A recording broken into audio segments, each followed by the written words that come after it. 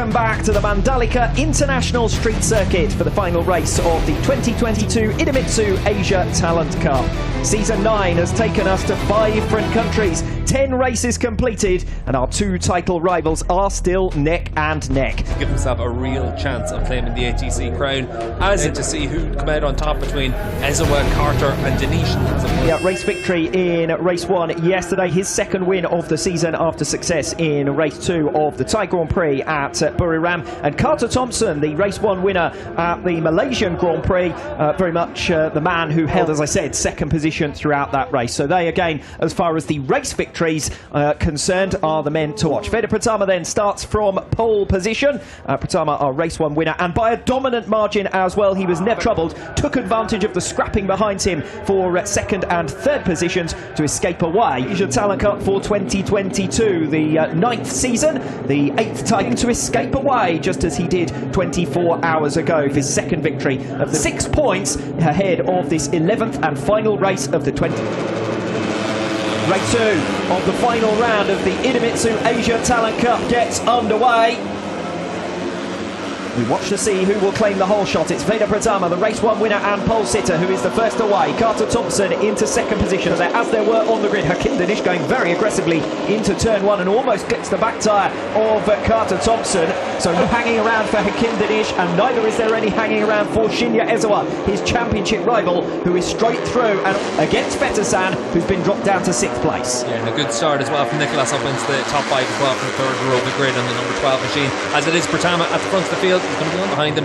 Yesterday we saw that the lead group broke away, and then it was a case of Pratama in the middle of the race being able to open up a big gap to everyone else. Right, rider Fetasan has been dropped down to 7th position now, whereas Wanto has come through as they go side by side for second position as early as turn 10. A big action hotspot that was here yesterday.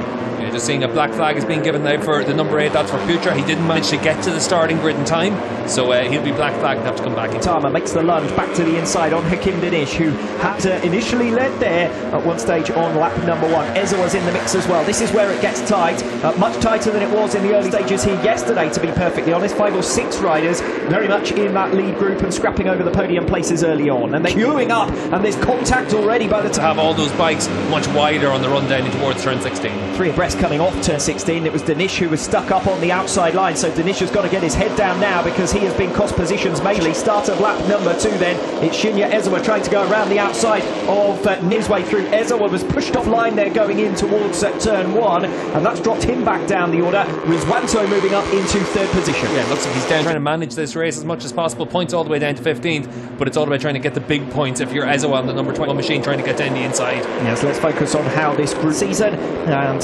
Rizwanto bidding for a first with best results yesterday. Outside of that lead group, we had 2 separate fights further back. I won't say that the race leader was in a fight because he was away and gone, but no such luck this time around. He led every lap yesterday, did Pratama, but he's down in 6th position on lap number 3. 16 laps, so a fair way to still to go. Yeah, it's a long race around this Mandalika International Circuit. Self and cycle rival Shinya Ezawa, and Ezawa's wide of the curbs, and Rizwanto is going to pull alongside. They all, barring Putra, still running in the group. 3 seconds now covering the top 14, though Lakan is the first to break away from as the Asia Talent Cup race 1 yesterday afternoon. Out for turn 10, it is something of a pinch point. We've seen close calls already through the overtaking opportunity. That was his favourite spot, and he's made a few moves into there already in this race. They come in wide as they come through 16. It will give him the inside in time for turn 17. He sweeps back a cron, and the rest of the circuit doesn't necessarily present major opportunities for slipstream. You can see there for Nicholas on the number 12 and then Pratama both into turn 1 coming very close as they make their way in 2nd position. If anyone's going to catch Dinesh with their head down without relying on a slipstream advantage, it's Pratama, because he's had the pace all weekend. The rider worth keeping an eye on. Rider, ironically, who after the 16 laps he led yesterday has led more laps laps than anyone else in this Asia Talent Cup for 2020. To fourth place. Meanwhile, Hakim Dinish is up at the head of the field. He won't mind if VEDA Pratama comes through for the race lead on lap 6 coming up, because as long as he sticks with him and stays away from the reach and the clutches of Thompson and Ezawa, he'll be on his way to the Asia Talent Cup success. The question now is whether Dinish is smart enough to work in tandem with Pratama just to try and build their gap for the remainder of this race. Didn't fight back into turn 1. He understands that if they work together, they're not going to cost each other time. So you want to make clean moves in the ATC. It's all everyone with the same bike, so it's all about using that slipstream, not costing each other time. They've got a second in hand on Thompson. Typically when you talk to the riders and the personnel from the ATC about this track, they say half a second is that gap where you break away from everyone else. And of course in these small bike, small capacity categories, the key is to keep up your momentum. The one thing you can't afford to do is see that momentum interrupted. Dinish coming back through here on Pratama, but Pratama still maintains the race, but interestingly, a couple of tenths of a second faster than anything he had yesterday as well. So track conditions, as good as they've been for the ATC riders, now it's that will be laid down is down, and we see evolving the times gradually improving as this weekend has gone on. VEDA Pratama still leads from Hakim Dinish in second. Shinya Ezawa getting back alongside Carter Thompson now. Over the course of this weekend in the last few rounds, Carter riders be able to work with, but for Ezawa, he's already 1.3 seconds behind Dinish now. That gap's only getting longer. Yes, Dinish is not going to be afraid of just going with Pratama. He will have seen that Pratama escaped away 6 seconds at the head of the field in race 1, and if he does the same again here, and Dinish can stay with from third position, but you don't very often see groups close back together at this rate. 1.5 seconds is the gap now. Just because of the nature of these bikes, so unless it comes down to a scrap at the front of the field with Dinish and Pratama, you're not going to be able to catch them. So Tryhardika there, who has gone down outside of the points paying positions. So the second retirement of the race after Putra was ordered back to the pits, and his race fortunate end to the season for him.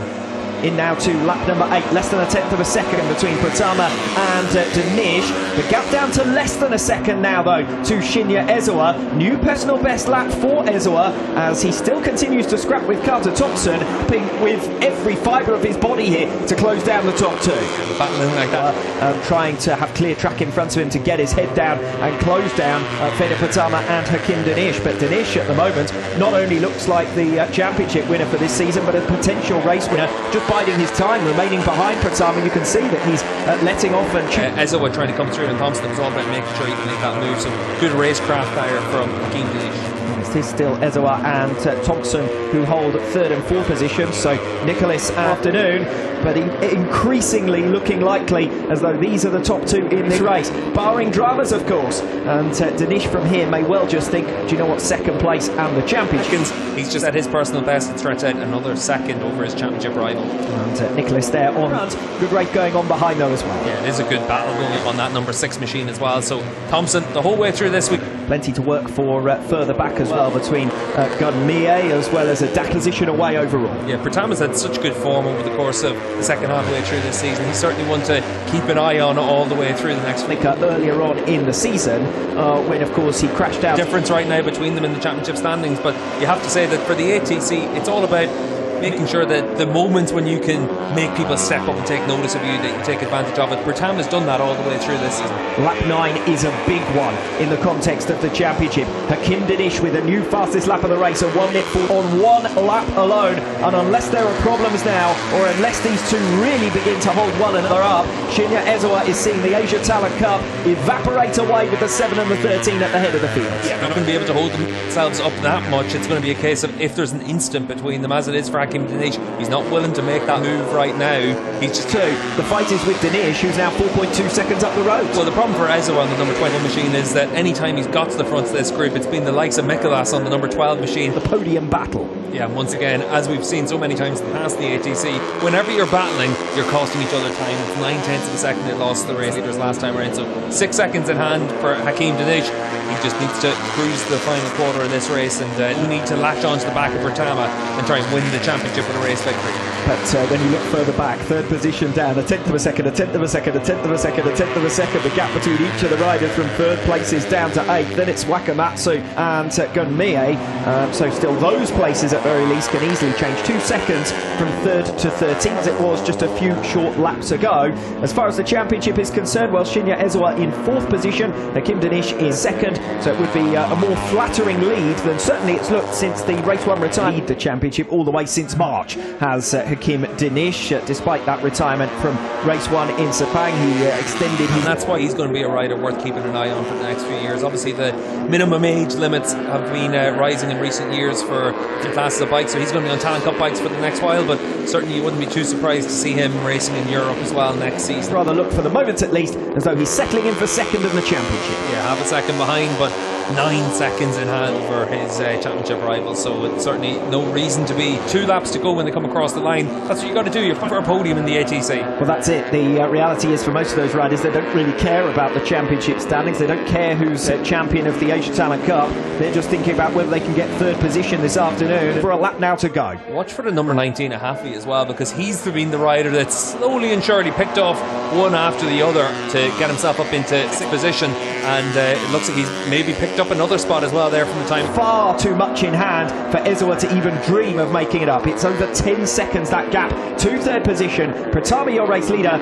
Gunmie still down in 8th place, so he still has the opportunity to make up those extra positions and the extra 6 points to claim 3rd overall. But it's going to be VEDA Pratama who exits the final turn to make it back-to-back victories and dominate his home round, the Indonesian round, the last of the season. And Hakim Danish crosses the line in the 2nd place that he needs in the final race of the season. It's gone down to the wire, but your 2022 Idemitsu Asia Talent Cup winner is Hakim Danish. Shinya Ezawa gets the final step on the podium. And this age as well, so for Hakim Danish, it's been such a good season all the way through. He's had podiums in the ETC as well, and now this ATC success as well. But it has been a season where he's shown himself to be the rider with the best racecraft in the ATC and a real cool head, and he's had to have it. This is what I absolutely love about the Asia Talent Cup.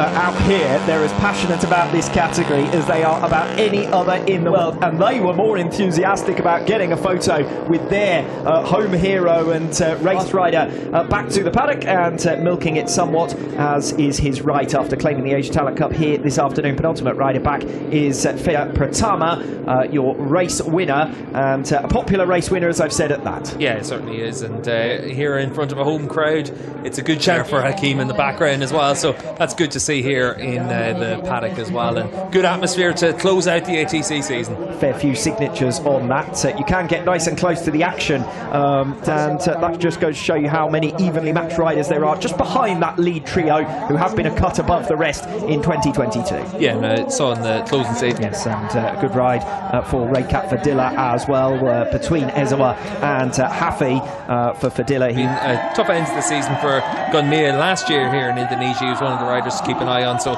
certainly he'll be another name that people will be paying attention to going forward. But right now it's all about Pratama as the race winner and Danish as our ATC winner. Trophy presentations then about to be and regalia. So here is your first podium presentation to Shinya Ezawa, the 10th of course, race of the season yesterday, where he was able to get close. You look pretty pleased with his podium there. It is Hakim Danish, though, who takes honours here this afternoon. Only made his debut relative. As far as race victories are concerned, he ends with the 4. 2 of them, though, here in Mandalika earlier on in the season, back in March. That very much put him in pole position as far as claiming this championship is concerned. He saved himself, really, after the 4th. By everyone. Now they're all on the top step of the podium to share the moment together.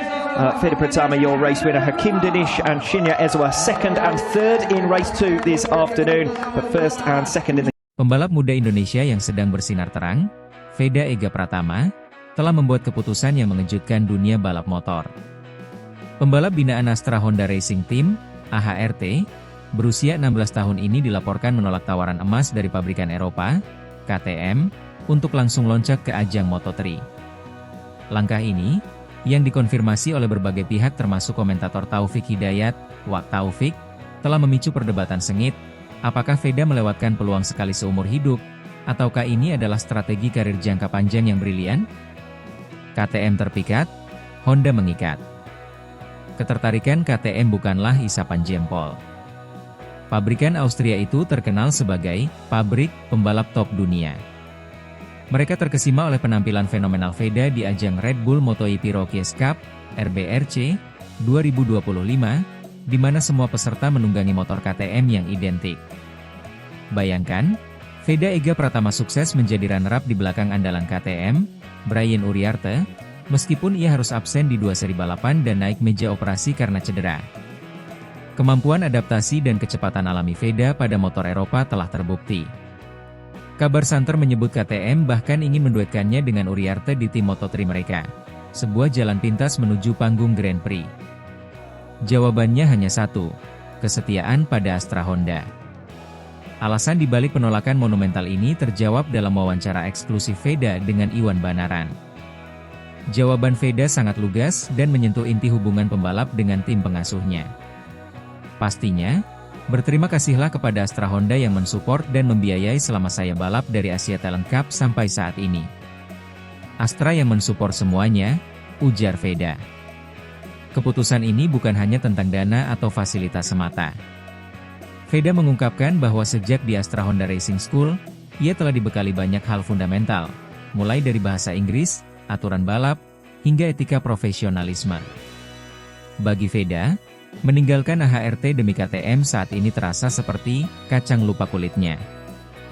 AHRT adalah satu-satunya sponsor utama yang menanggung semua biaya besar VEDA untuk berkompetisi di level dunia, termasuk RBRC. Tanpa dukungan finansial ini, mustahil bagi pembalap Indonesia meniti karir di Eropa. VEDA, dan juga juniornya Kiandra Ramadhipa, adalah bukti nyata investasi dan komitmen Honda. Menapaki tangga merah putih di Eropa. VEDA memilih mengikuti penjenjangan karir resmi yang sudah dirancang Honda. Saat ini, fokus VEDA adalah di ajang FIM Junior GP, kompetisi yang menjadi langkah wajib bagi pembalap yang ingin naik ke Moto3 bersama Honda.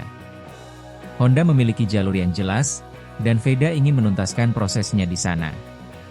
Meskipun ia memiliki pengalaman pertama yang impresif dengan motor KTM, bahkan langsung meraih podium di Austria pada RBRC 2024, VEDA memilih jalan yang lebih terstruktur dan berprinsip.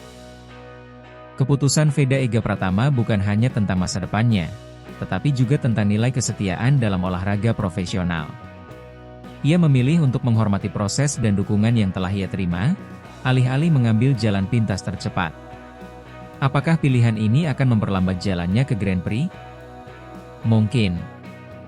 Namun, satu hal yang pasti, jika ia berhasil, ia akan menjadi pembalap Indonesia yang menapaki Moto3 dengan bendera merah putih di fairingnya, didukung penuh oleh pabrikan yang membesarkannya.